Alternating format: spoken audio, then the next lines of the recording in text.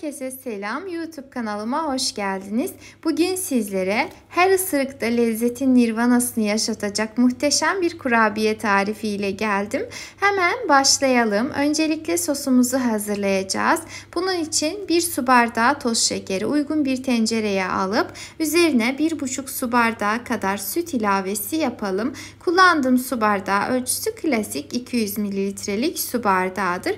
Ardından tenceremize ocağa alalım. Ocağımızı önce orta, daha sonra ise kısık ateşte açıp sürekli karıştırarak şekerin erimesini bekleyelim ve kaynamaya başladıktan sonra ocağımızı kapatalım. Üzerine 1 dolu yemek kaşığı kadar granül kahve ilavesi yapıp tamamen, yani güzelce karışıncaya kadar karıştırmaya devam edelim. Kahveyi önceden eklemedim ki sonradan acı tat gelmesin. O yüzden mutlaka bu şekilde hazırlamanızı tavsiye ediyorum. Şimdi hazır olan sosumuzu soğumaya bırakalım. Geçelim hamurumuzu hazırlamaya.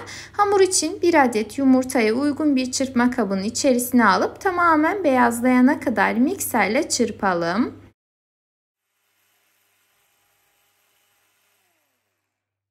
Ardından üzerine öncelikle 1 çay bardağı kadar toz şeker ekleyip şeker eriyinceye kadar çırpmaya devam edelim.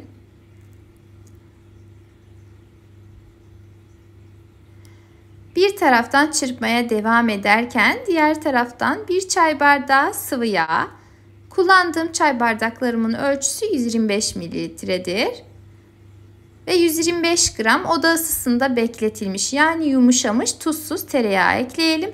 Dilerseniz margarin de kullanabilirsiniz. Ve tamamen krema kıvamını alıncaya kadar ortalama 5 dakika mikserle çırpmaya devam edelim. Şimdi sıra geldi toz malzemelerimizi eklemeye. Öncelikle birer paket kadar kabartma tozu ve vanilin.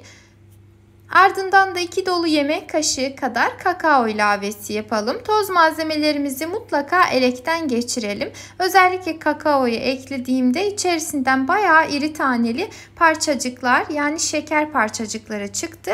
Dediğim gibi mutlaka elemenizi tavsiye ediyorum.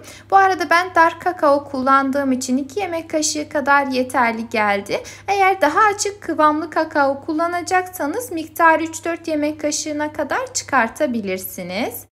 Hemen ardından unumuzu da eleyerek ekliyorum. Toplamda 5 çay bardağı kadar un ilavesi yaptım. Kullandığınız unun cinsine, malzemelerdeki ufak tefek değişikliklere göre bile birkaç yemek kaşığı kadar oynama olabilir. O yüzden mutlaka kontrollü ilave etmenizi tavsiye ediyorum.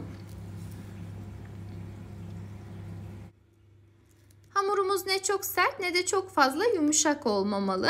Hazır olduktan sonra elimizle şekil vererek yağlı fırın kağıdı serilmiş fırın tepsisine dizelim.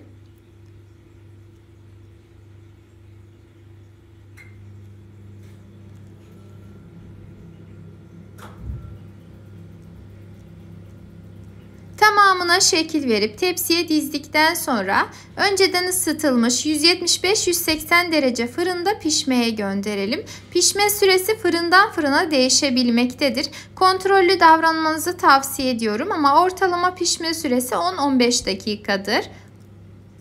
Fırını önceden ısıtmayı mutlaka unutmayınız. Aksi takdirde kurabiyeleriniz yayılabilir. Fırından çıkardıktan sonra 3-4 dakika kadar bekletip sos ile buluşturabilirsiniz. Sosun içerisinde kurabiyeleri birkaç kez çevirdikten sonra servis tabağına alabilirsiniz. Çok fazla bekletmenize gerek yok. Eğer videomu buraya kadar izlediyseniz beni nerelerden izlediğinizi yorum kısmına yazarsanız çok sevinirim.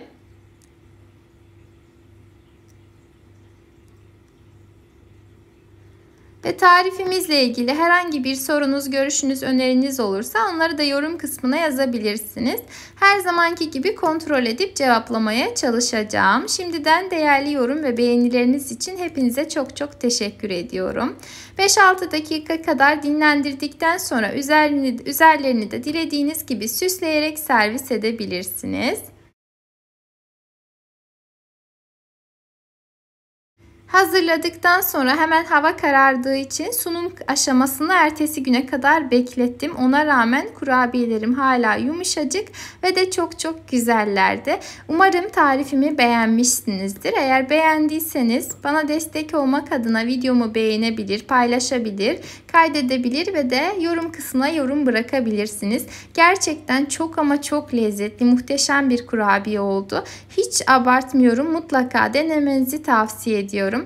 Bir sonraki videolu tariflerimde sizlerle tekrardan görüşmek dileğiyle. Kendinize çok çok iyi bakın. Allah'a emanet olun.